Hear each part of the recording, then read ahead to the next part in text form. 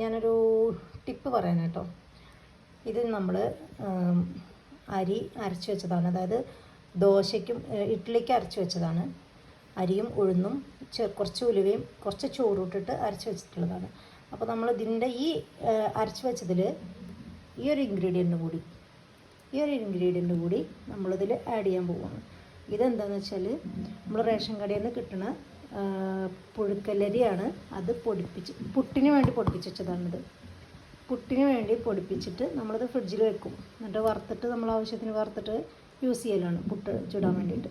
ഇത് വറുക്കാത്തതാണ് കേട്ടോ. ഇത് വറുക്കാതെ നമ്മൾ എടുത്തിട്ട്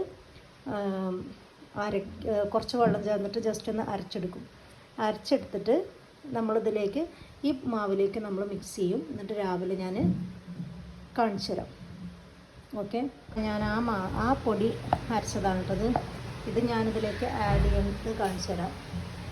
നമ്മൾ ആഡ് ചെയ്യുന്നുണ്ട്. വെച്ചിട്ടുള്ള മാവിലേക്ക് ഞാൻ ഉപ്പും കൂടി ആഡ് ചെയ്യും കേട്ടോ. ഉപ്പും കൂടി ആഡ് ചെയ്തിട്ട് നന്നായിട്ട് നമുക്ക് മിക്സ് ചെയ്ത് വെക്കാം.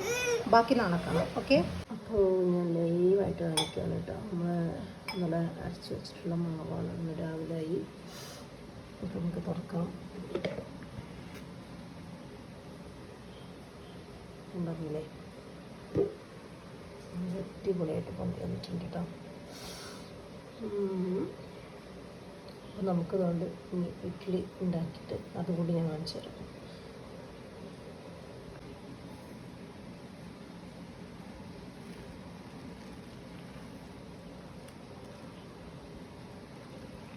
നമ്മളിതിൽ അങ്ങനെയുള്ള സോഡയോ ഈസ്റ്റോ ഒന്നും ചേർത്തിട്ടില്ല കേട്ടോ. അതുകൊണ്ടില്ലേ